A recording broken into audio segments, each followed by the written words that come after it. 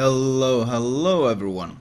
It's been 1 week since I first took a look at these legendary upgrades, and I have now been playing these ships quite a lot, and I have been testing them, so I figured I would give my quick opinions on what I actually think about them now that I actually have some experience using them.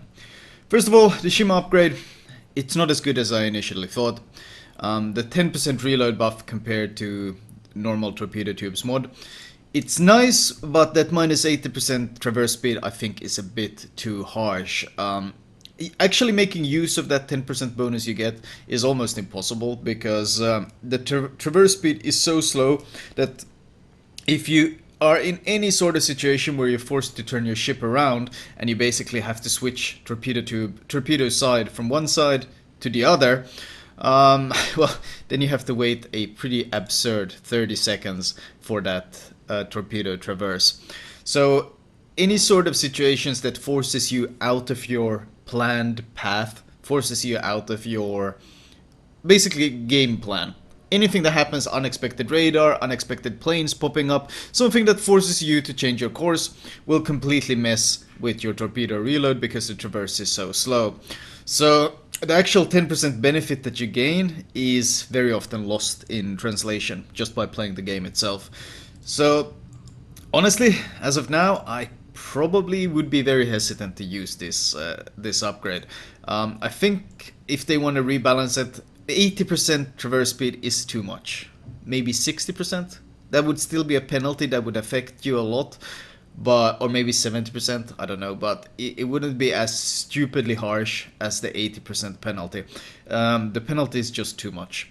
I don't think it's a very viable upgrade because it forces you, first of all, it makes your torps almost completely useless close range, and even at long range, once again, any sort of sudden changes to your course will lose you the benefit that you actually gained. So, not a very good upgrade. The ZA one is probably still my favorite upgrade. I have made a full commentary on this one. It offers you a slightly different playstyle, and it gives you some nice trade-offs compared to the normal one. This one is just, well, you've seen my commentary, but this one is I really like this one. It's not a direct upgrade because you give up some range. It's more like an enhanced side grade for a different type of playstyle, and I really like it. I like this one. It's a solid upgrade that offers a different playstyle. This is good design, and I really like this upgrade. The Yamato one, I don't really like this one either. Now, don't get me wrong, that's not to say this isn't an upgrade. This is straight up objectively better than the reload one, because you give up 6% traverse speed and you gain 7% dispersion. On a battleship like the Yamato, of course, that's god tier. So this is a straight up upgrade, but that's kind of the problem. It doesn't really offer any sort of alternative playstyle. It doesn't really offer anything special. It's just you use this or you're stupid. That's the options it offers. Nothing like the ZA, where switching from range to this one is a very direct trade-off, or switching for reload to this one is a very direct trade-off. On the Yamato, it's just you use this one or you're stupid. That's the end of the story. And I'm not really a fan of design like that. Hakuryu 1 is, of course, well, we don't really need to go into it, it's so strong. It's just, this is also, I don't really like this upgrade either, for any sort of competitive type of play. Any sort of tryharding type of play, this one is just, you use it or you're stupid. The gearing one, as mentioned, is Well, sorry, I'm using the concealment right now. Let's switch to modified hull. There we go. So this one is, as mentioned, it gives you 5% additional concealment at the loss of main gun and torpedo tube reload. And I've been testing it out, I've been using it. It buffs your concealment down to 5.6. The problem is those additional 300 meters aren't quite that valuable. Now, concealment is amazing, don't get me wrong, but once you reach that magical below 6 km, any additional concealment becomes very, very sketchy, because in order to make use of it, you often have to push into enemy radar ranges and so forth. And the thing is, when you actually do engage the enemy DD, you lack, of course, 15% DPM. So you're giving up 15% DPM. On the other hand, you're gaining concealment, so you spot him faster. The issue is that you're basically taking the carry power that your own ship has in terms of killing the enemy. You're taking the killing power that your own ship has and you're moving it over to your teammates. In competitive, this is perfectly fine because you can rely on your teammates to be competent, you can rely on them to shoot the DD you spot, and so forth. But in random battles, you're essentially removing carry power from your own ship and you're putting carry power as faith into your teammates. And anyone who has ever played a random battle in this game know that that's rarely a good thing to do. And that's really one of the major downsides, is that most of the time this upgrade simply isn't that good because you're better off doing the work yourself than expecting your teammates to make use of it. For divisions, it might be decent, but ultimately this is one of those that it doesn't really offer anything special. It doesn't really offer any change in playstyle or whatever. You still want to push caps, you still want to contest caps. You trade a bit of reload for a bit of concealment. You can use it if you want. I won't call this straight up a bad. It's a side grade, but it's not a very exciting side grade like the ZA one because it doesn't change your playstyle in any way. You play exactly the same way, you just have slightly different stats. So... and it's pretty frustrating when you smoke up and you try to shoot someone and you got that minus 15% reload. Trust me, you do notice it. The Worcester one, it's pretty okay. This one is a bit of a side grade. Once again, this one doesn't really change the playstyle either. It gives you sonar, defensive AA, and radar duration. The thing is though, your durations on these consumables are already really good. Like your radar consumable is already really long even without using it, and well, sonar duration and defensive AA, questionable. That's not such a valuable thing to have, especially since you rarely get that much value out of them. Most of the time when you pop most of the time these consumables are most valuable the first 20 seconds after you pop them. After that they kind of taper off. Radar especially is very valuable the first half a minute, but then in that half a minute the DD has either left the cap or he's dead. And then you got like all this extra radar that's kind of not being that valuable, whereas concealment is always valuable. Once again, this is for divisions. If you got a teammate to smoke you up, then additional radar and additional hydro duration is of course god tier. So this one I'm pretty okay with. It's not as valuable as one might think at first, but for example for division play and maybe of course competitive play, it does have its spot. But for random battle solo play, concealment might probably still be the best option. So this, in terms of design, this one is pretty okay. It's not a must-have, but it is a nice upgrade for specific situations for a different playstyle. Des Moines one is garbage. Honestly, no. You give up radar. You give up radar and reload or range for rudder shift and acceleration, which are two things that the Des Moines never really use. And slotting this is not enough to suddenly make you open waters out that can just sail around a daka, because your armor scheme is of course exactly the same with that 27mm armor. Okay, 30 here, but still, it just doesn't work.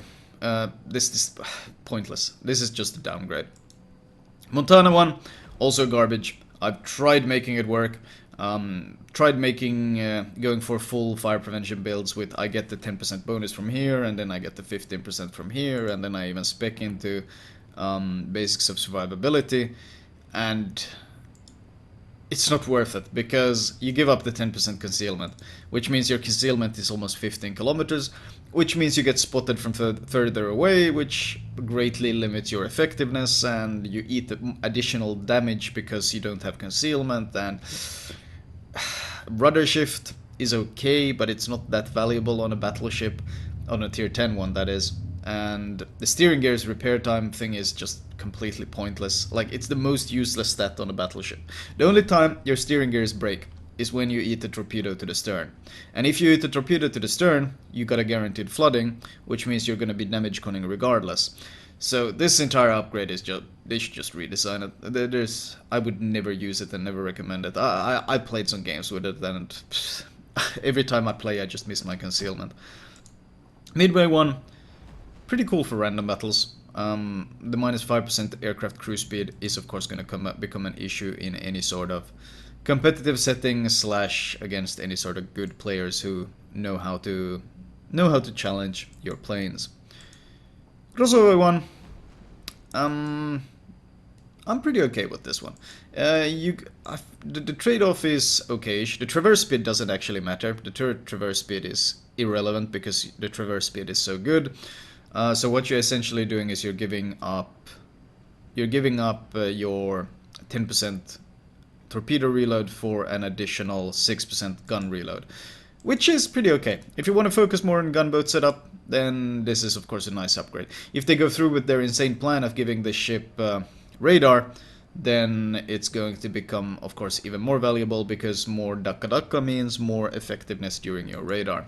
Worth noting that the Zhao 12 km torpedo changes will also mean that the additional rudder shift from this thing is going to become even more valuable since you want to play at closer range and you want to shift and make use of it.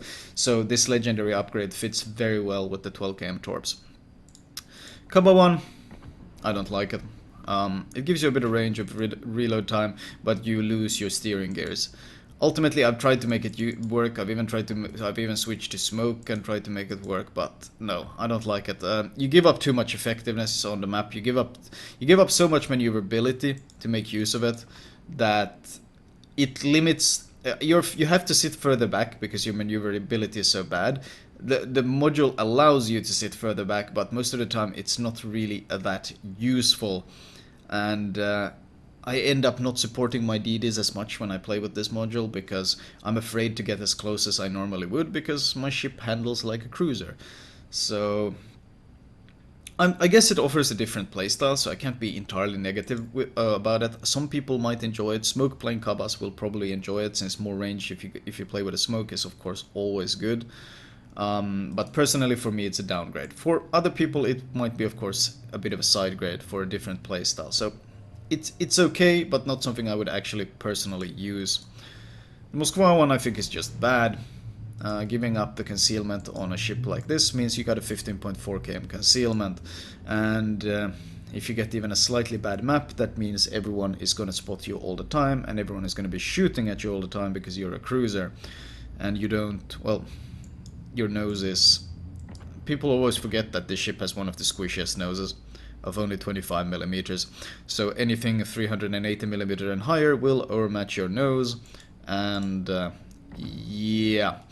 The problem is the range that this gives and the improved dispersion is lost in translation for actual gameplay because you're forced to sit further back.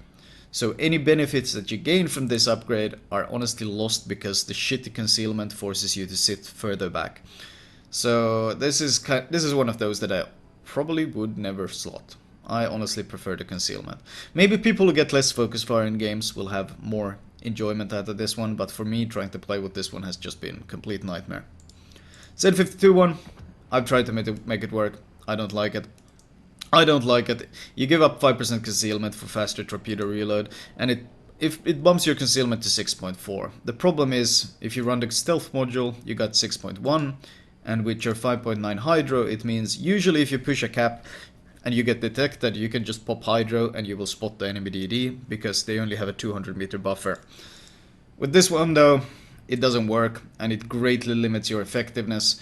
And honestly, the 10% reload on already fast reloading torpedoes isn't enough to suddenly magically turn you into some sort of super torpedo boat. So you're trading a lot of effectiveness in the area that you're very strong at for a slight boost at an area that you're pretty good at already. I don't like it's not worth it. The trade-off isn't worth it. This is not an upgrade I would use.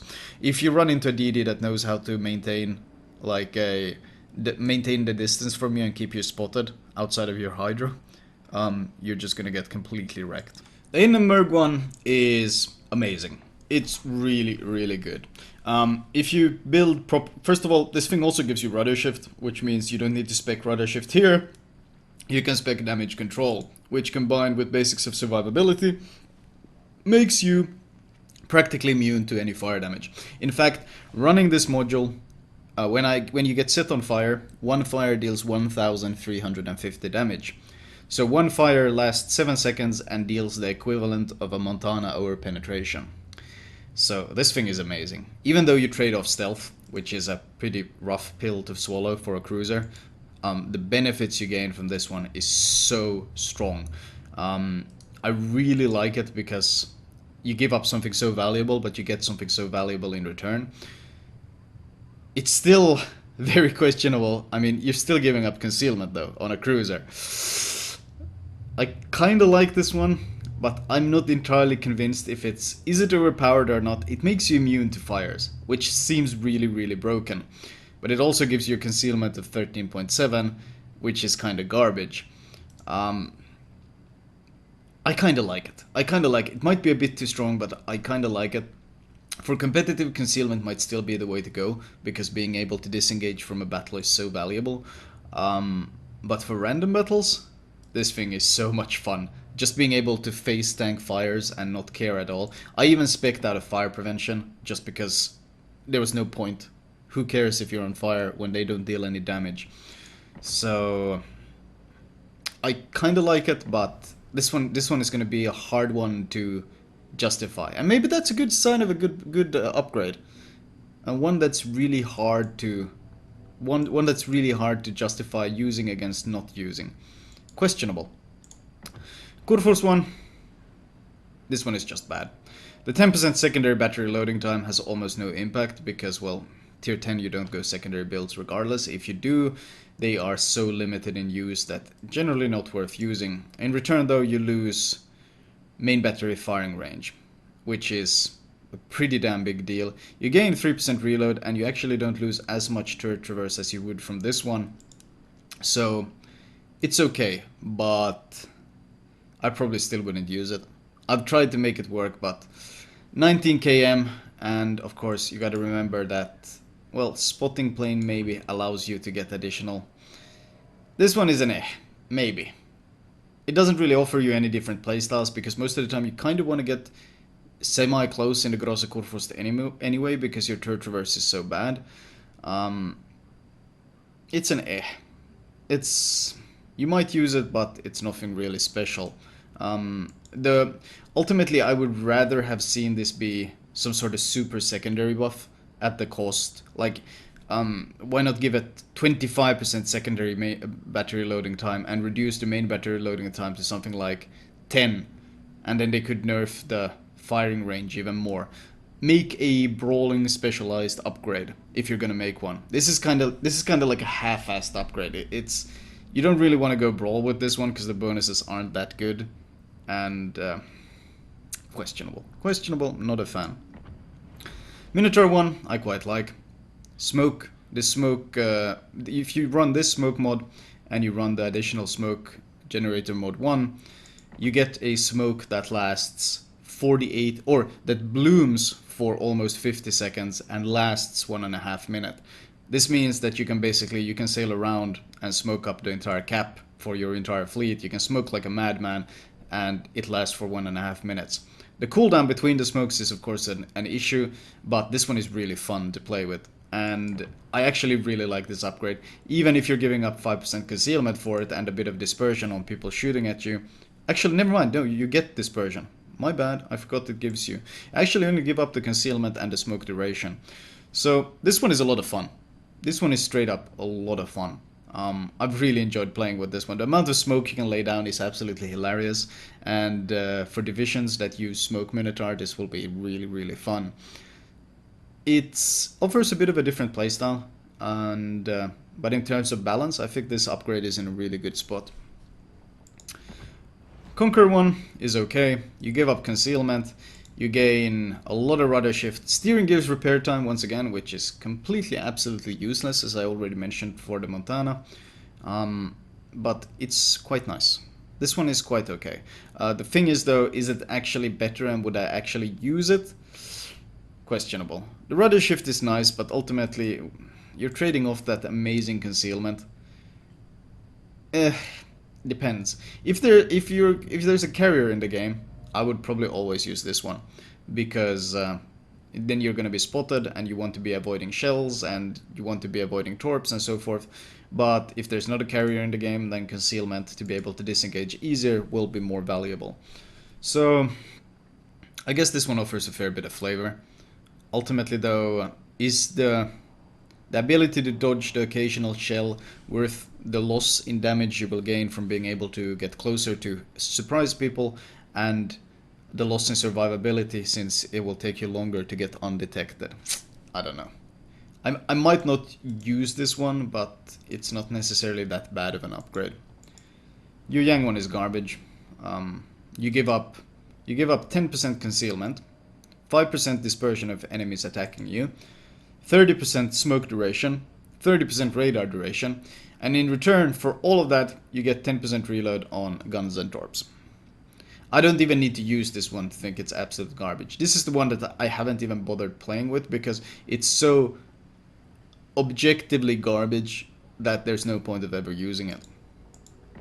The Henry one is a lot of fun. I'm actually going to post a commentary on this one since this one is tons of fun.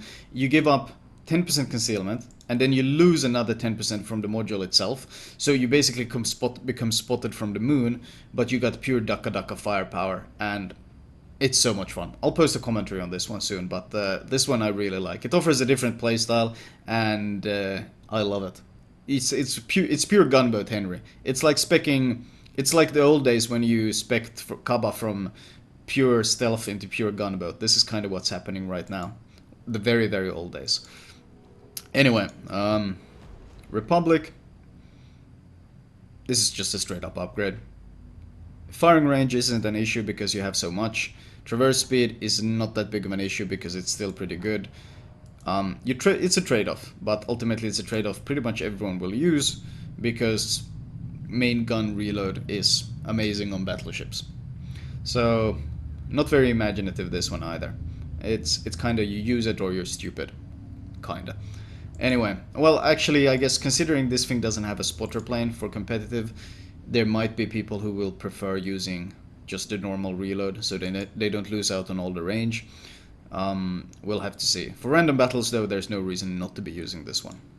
Anyway, that was my opinions after having played this for about a week and actually having some idea what I'm talking about. I hope you guys enjoyed it.